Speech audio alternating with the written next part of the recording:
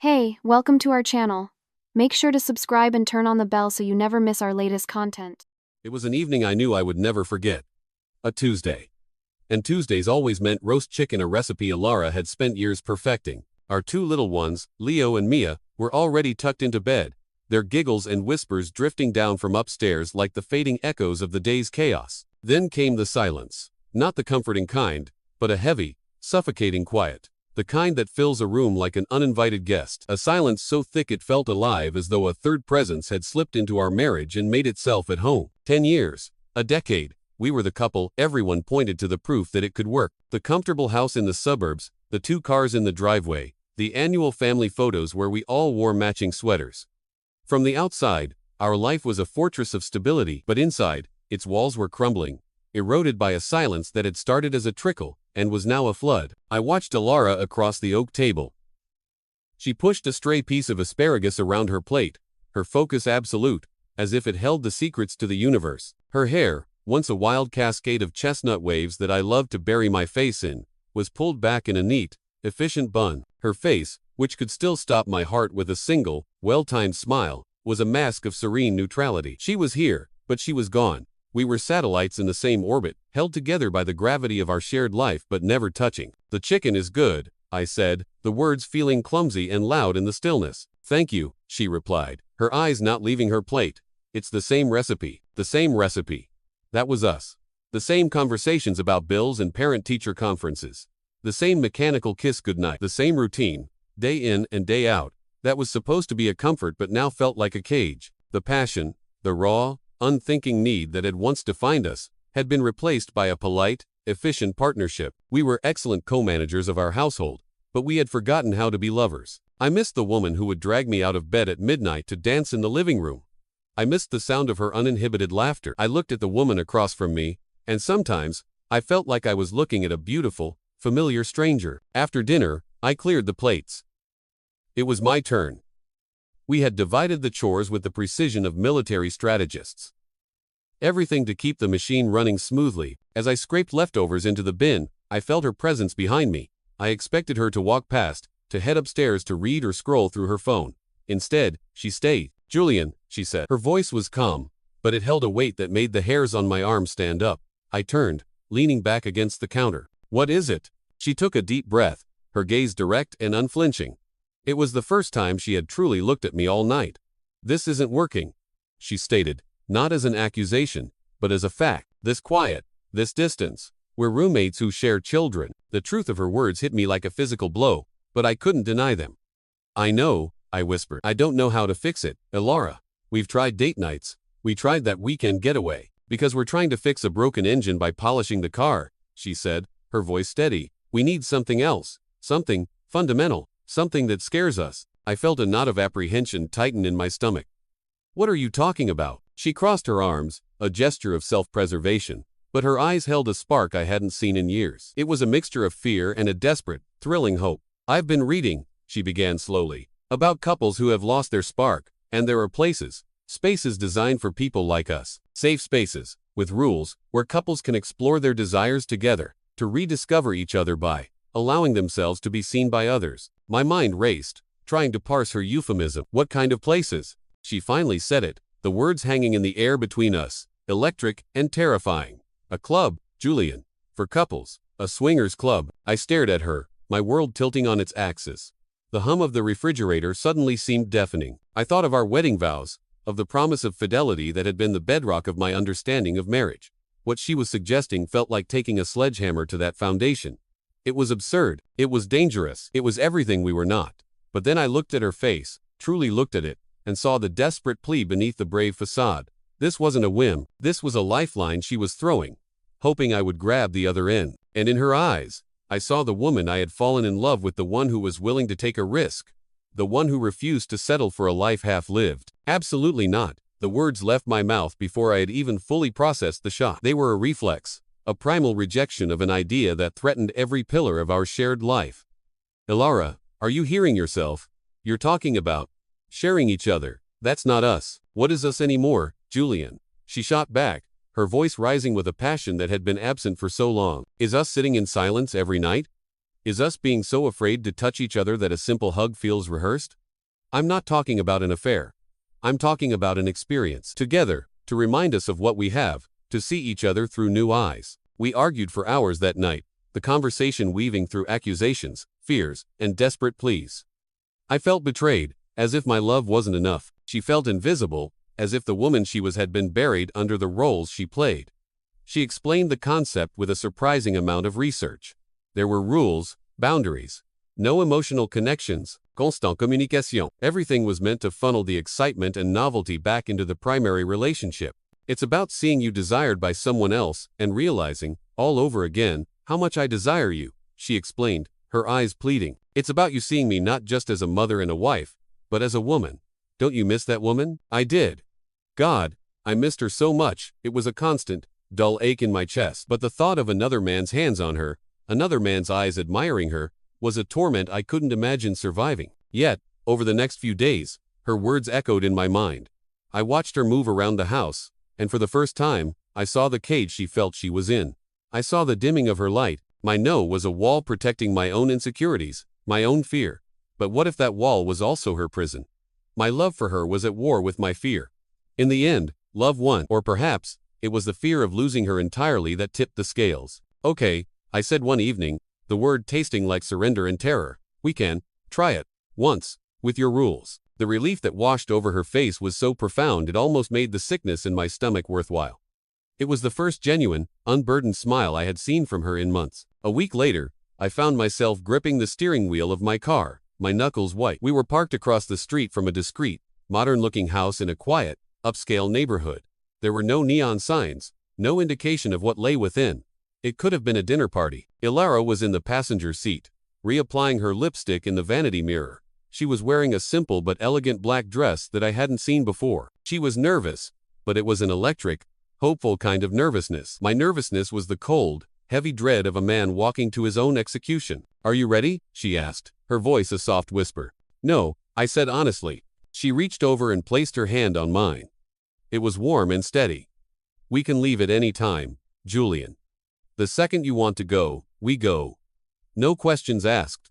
This is for us, remember that. I nodded, took a deep breath, and followed her out of the car. The walk to the front door felt a mile long. Inside, we were greeted not by some seedy figure, but by a graceful woman in her 50s, who introduced herself as the hostess. She explained the house rules with the calm professionalism of a flight attendant. Respect, consent, and communication were paramount. She led us into a spacious, beautifully decorated lounge. Soft music played. Couples of all ages were scattered around, some chatting on plush sofas, others dancing slowly in the center of the room. The atmosphere was surprisingly normal. It was sophisticated, relaxed, and utterly disarming. A man handed us 2 glasses of wine, and we found a quiet corner to ourselves. This wasn't the den of iniquity I had pictured. It was a secret society, bound by a shared desire to step outside the mundane. And as I looked at Ilara, her eyes wide with a mixture of fascination and awe, I felt the first crack in my wall of dread. Maybe, just maybe, she had been right. Maybe this was what we needed. The first hour was an exercise in observation. We sat in our corner, nursing our wine, a silent pact of mutual support between us. A friendly couple, probably in their late 40s, came over and introduced themselves. They were veterans of this world, and their easy laughter and open conversation slowly chipped away at my anxiety. They talked about their jobs, their kids, and then, seamlessly, about how this lifestyle had strengthened their 20-year marriage. It was surreal. I watched Ilara. With every passing minute, a visible tension melted from her shoulders.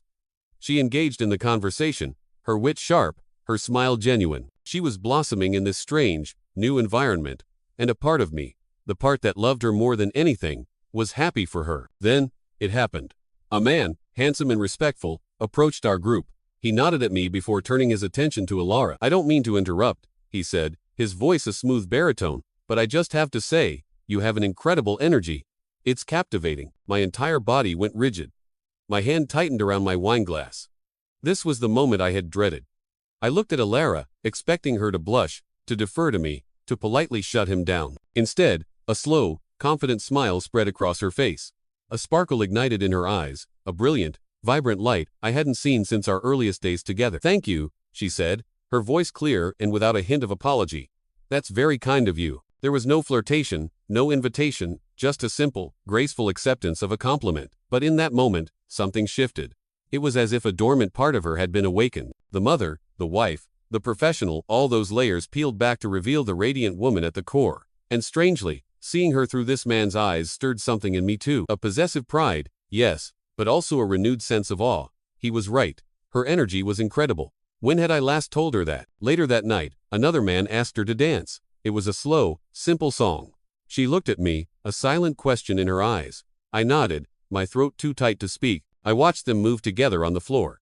He was respectful, keeping a proper distance, but I saw the way she lost herself in the music, the way her body swayed with a freedom and grace I hadn't seen in years. I became a spectator to my own wife's joy. I was the anchor, allowing her to fly, but I was also just the anchor, stuck on the ground. The drive home was silent, but it was a different kind of silence. It was filled with unspoken emotions. Elara rested her head on my shoulder, a gesture of intimacy that felt both comforting and foreign. When we got home, she hugged me with an intensity that had been missing for months.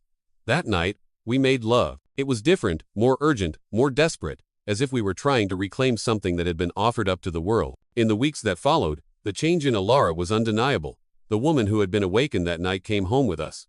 She started dressing with more care, a splash of color here, a bolder cut there. She hummed while making breakfast. She initiated conversations about our dreams, our fears, things we hadn't discussed in years. The club had, in fact, unlocked something, but it had unlocked it primarily in her. I was a beneficiary of her newfound energy, but I was not its source. And that realization began to plant a seed of unease in my heart. We went back to the club a few more times. With each visit, Elara grew more confident, more luminous. She was magnetic. People were drawn to her, and she connected with them effortlessly. I stood beside her, the proud husband, but I felt my own light dimming in her brilliant glow. I was becoming her shadow, and I didn't know how to step back into the sun. The club, which was once a secret, forbidden place, started seeping into the cracks of our everyday life. It began with the text messages. A casual buzz of her phone on the kitchen counter would make my heart quicken. "Who is that?" I'd ask, trying to sound nonchalant. "Oh, just Sarah from the club, sharing a funny meme," she'd reply, her tone light and airy. But it wasn't just a meme. It was a connection to a world that didn't include me, not really. I was a ticket of admission, the husband by her side, but the experience, the true transformation, was hers alone. I felt like an outsider in my own marriage. I tried to fight back, to pull her back into our world. I booked a table at the small Italian restaurant where I had first told her I loved her. The memory hung in the air between us, a ghost of a simpler time. She smiled, she reminisced, but her eyes lacked the fire I now saw on Saturday nights.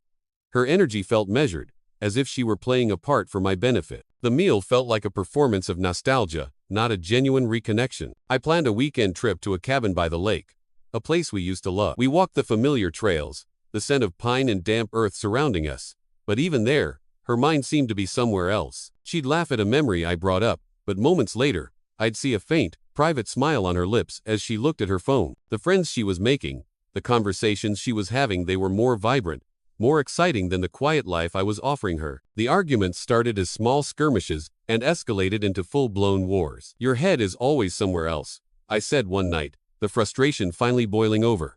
"We're here, in our home, but you're still there." "That's not fair, Julian," she retorted, her eyes flashing. "For the first time in years, I feel alive, whole. I thought that's what you wanted. I'm bringing that energy back here, to us." "You're bringing back a stranger," I shot back, my voice louder than I intended. "A woman who needs the admiration of other men to feel alive." "What about my admiration?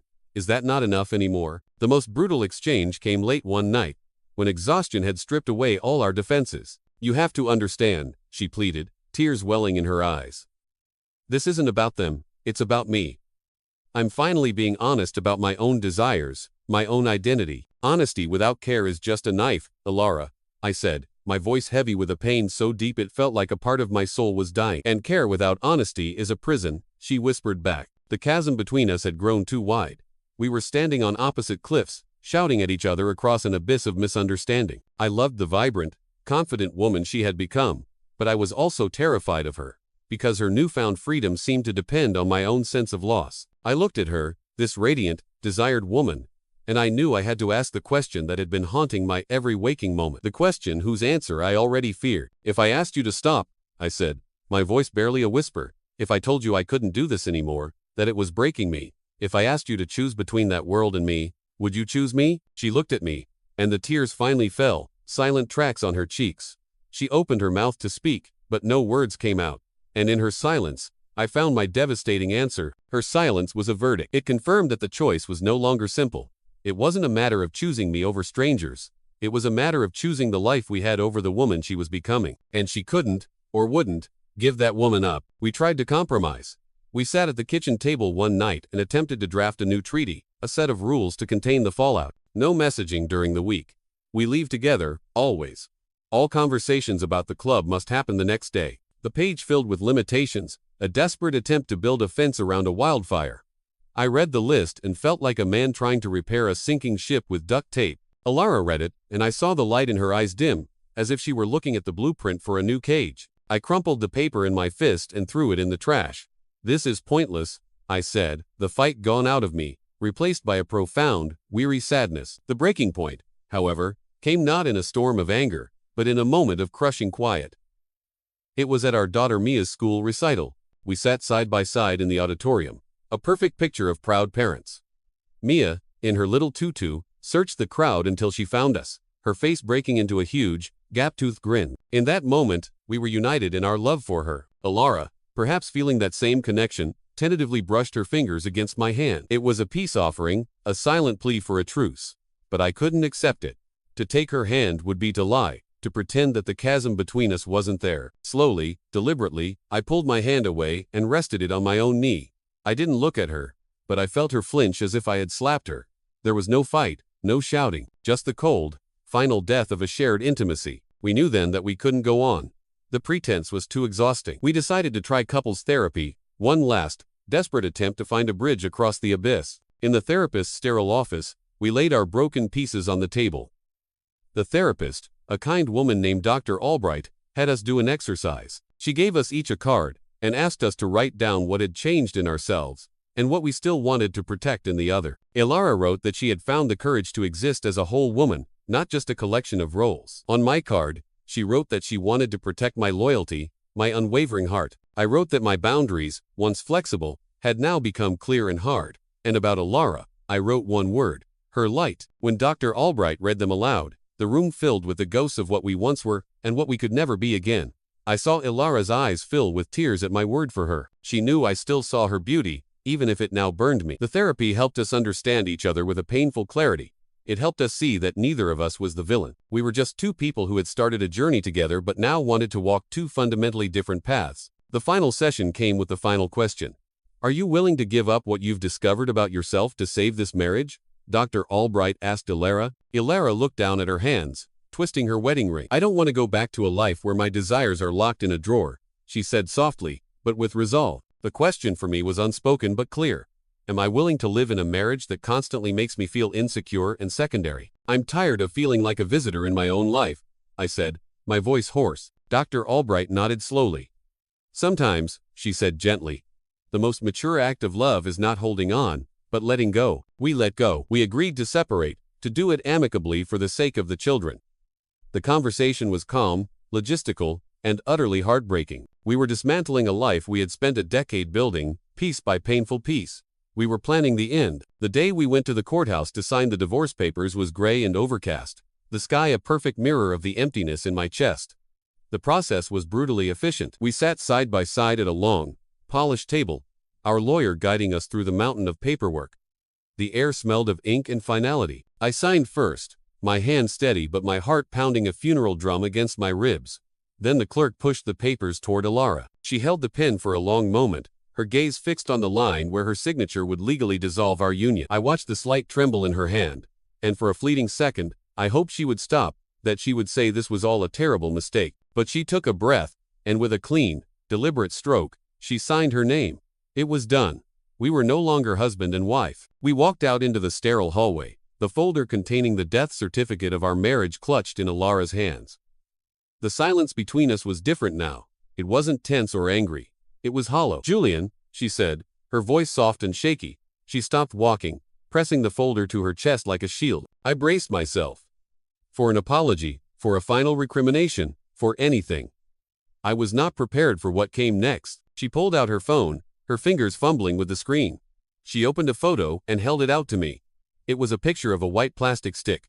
On its small digital screen were two stark, blue lines. My brain refused to process the image. I just stared, uncomprehending.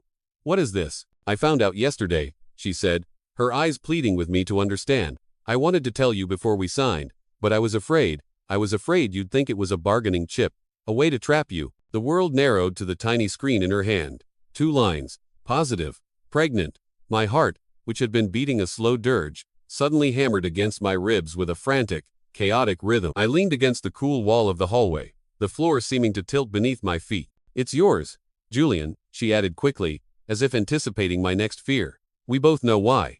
With them, everything was always controlled.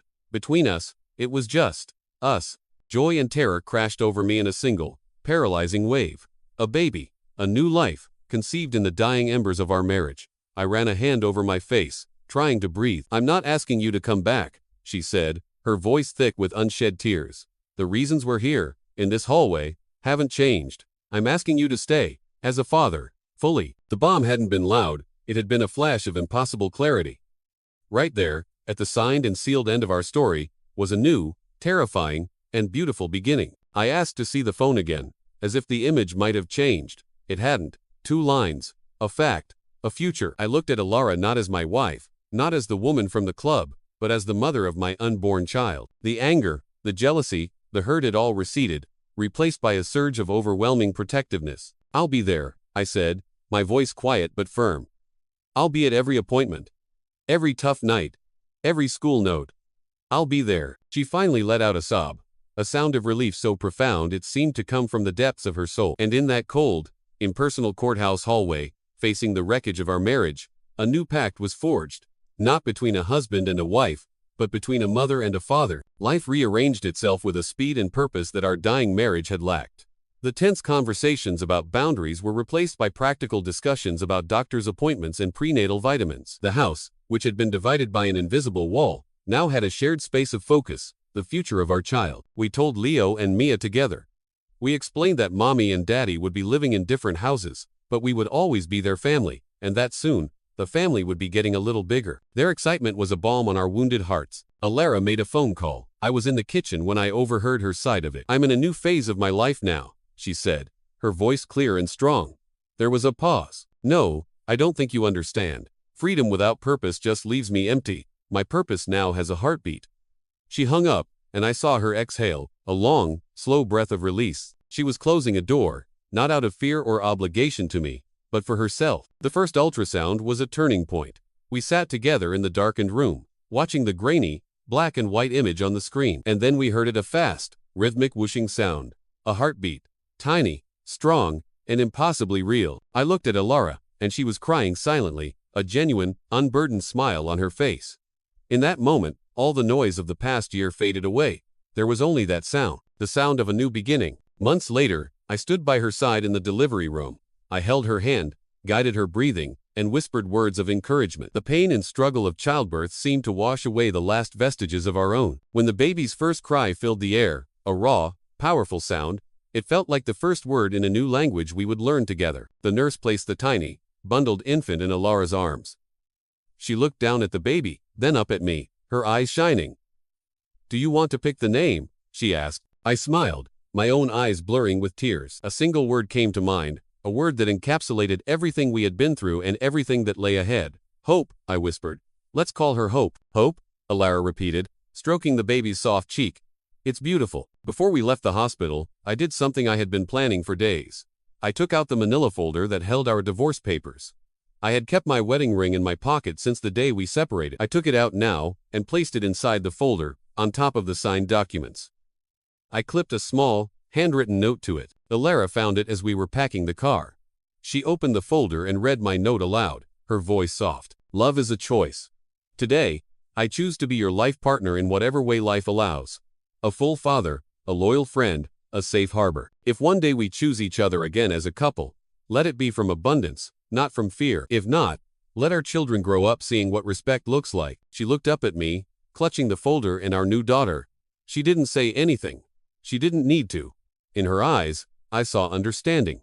I saw forgiveness. I saw a shared future, one that looked nothing like we had planned, but one that was built on a foundation far stronger than our old marriage had been. It was built on care, on respect, and on a love that had changed its shape to survive. We walked out of the hospital and into the bright sunlight, not as a reunited couple, but as a new kind of family. The pain of our past had been the labor that delivered this new, fragile, and beautiful present. And for the first time in a very long time, as I looked at Alara and our daughter, Hope, I felt a sense of profound and complete peace.